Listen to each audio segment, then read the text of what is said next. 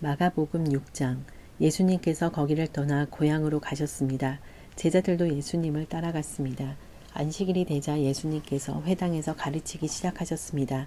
많은 사람들이 예수님의 말씀을 듣고 놀라워하며 말했습니다.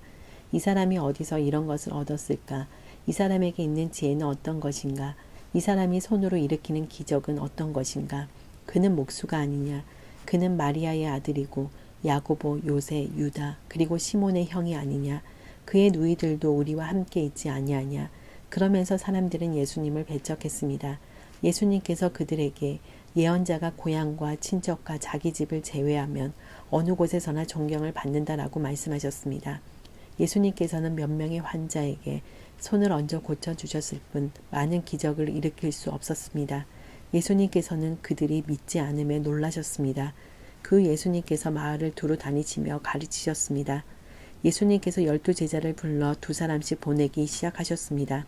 그리고 그들에게 더러운 귀신을 쫓는 권세를 주셨습니다. 예수님께서 제자들에게 명하기를 여행할 때는 지팡이 외에 아무것도 가지고 다니지 말고 빵이나 가방도 가지지 말며 주머니에 돈도 넣고 다니지 말라고 하셨습니다. 또한 신만 신고 옷도 2벌씩 갖지 말라고 하셨습니다. 예수님께서 이어서 말씀하셨습니다. 어느 집에 들어가든지 마을을 떠날 때까지 거기 머무르도록 해라. 너희를 받아들이지 않거나 말씀에 귀를 기울이지 않으면 그곳에서 나올 때 신발에 묻은 먼지를 털어버려서 그들에게 증거로 삼아라. 제자들은 가서 사람들에게 회개하라고 전하였습니다. 또 많은 귀신들을 쫓아내고 많은 환자들에게 기름을 부어 병을 고쳐주었습니다. 예수님의 이름이 널리 알려져서 헤롯 왕도 예수님의 소문을 들었습니다. 사람들은 세례자 요한이 죽은 사람들 가운데서 살아난 거야. 그러니까 이런 기적이 그분에게서 나오는 거야 하고 말했습니다. 어떤 사람들은 이렇게도 말했습니다. 그분은 엘리야다. 또 다른 사람들은 그분은 옛날에 있었던 예언자와 똑같은 예언자야 라고 말했습니다. 헤롯이 이런 소리를 듣고 말했습니다. 내가 목을 잘라 죽인 요한이 다시 살아났구나. 예전에 헤롯은 요한을 잡아오게 하여 감옥에 가두어 둔 적이 있었습니다. 이는 헤로디아와 관련된 일로 헤롯이 자기 동생 빌립의 아내인 헤로디아를 아내로 삼아버렸기 때문이었습니다. 요한은 헤롯에게 자기 동생의 아내를 자기 아내로 삼는 것은 옳지 않습니다. 라고 말하곤 하였습니다.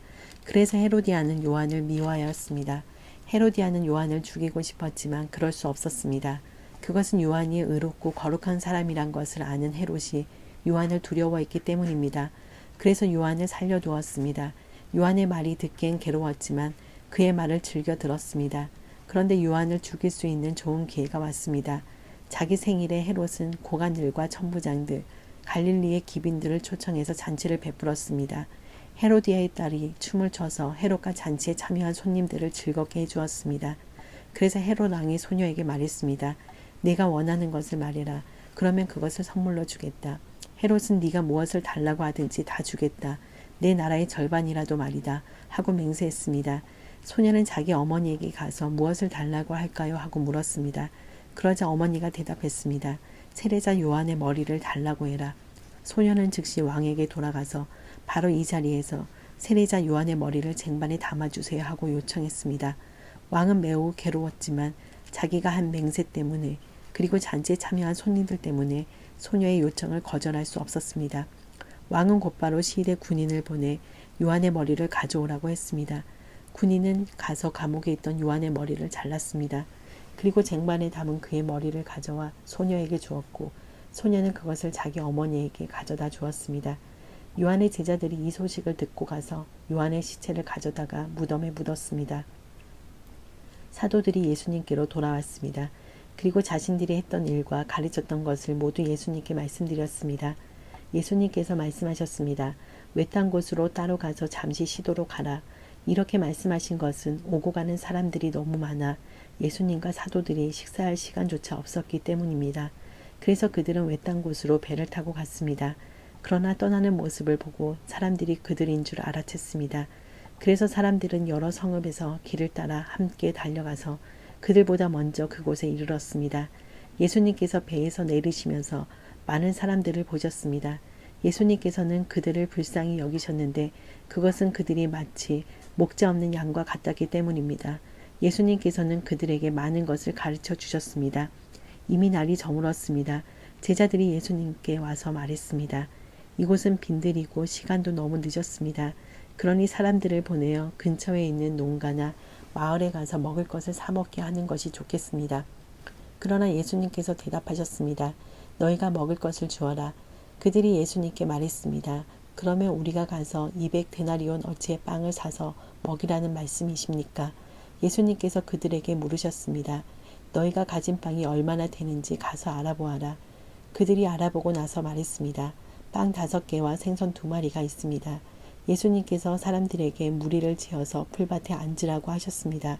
사람들은 100명 혹은 50명씩 때를 지어 앉았습니다. 예수님께서 빵 5개와 생선 2마리를 들고 하늘을 우러러 보시며 감사기도를 드리셨습니다.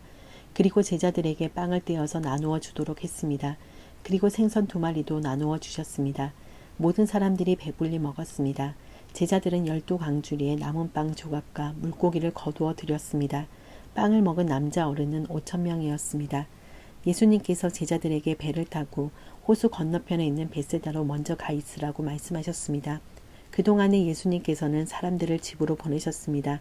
사람들을 보내신 후 예수님께서는 기도하러 산에 올라가셨습니다. 밤이 되었는데 배는 여전히 호수 위에 있었고 예수님께서는 홀로 못에 계셨습니다. 바람이 불어와 제자들이 노를 젓느라고 애를 쓰고 있었습니다. 이 모습을 보시고 예수님께서 새벽 3시에서 6시 사이에 호수 위를 걸어오셨습니다. 그리고 제자들을 지나쳐 가시려고 하셨습니다. 제자들이 예수님께서 호수 위를 걸으시는 것을 보고 유령이라고 생각하여 비명을 질렀습니다. 그것은 그들이 모두 예수님을 보고 무서워했기 때문입니다. 예수님께서 즉시 그들에게 말씀하셨습니다. 안심해라, 나다, 두려워하지 마라. 예수님께서 배에 오르시자 바람이 가라앉았습니다. 그래서 제자들은 크게 놀랐습니다. 그것은 제자들이 빵의 기적을 보고도 아직 깨닫지 못하고 마음이 굳어져 있었기 때문입니다. 예수님과 제자들이 호수를 건너 게네사렛이란 곳에 도착하였습니다. 그리고 거기서 닻을 내렸습니다. 그들의 배에서 내리자 사람들이 예수님을 즉시 알아보았습니다. 사람들은 온 마을을 다니면서 예수님께서 계시는 곳마다 환자들을 침상에 눕혀 데려오기 시작했습니다. 예수님께서 마을이든 읍내이든 농촌이든 어디에 가시든지 사람들은 병자들을 시장에 데려다 놓고 예수님의 옷깃이라도 만질 수 있도록 간청했습니다. 예수님을 만진 사람들은 모두 병이 나았습니다.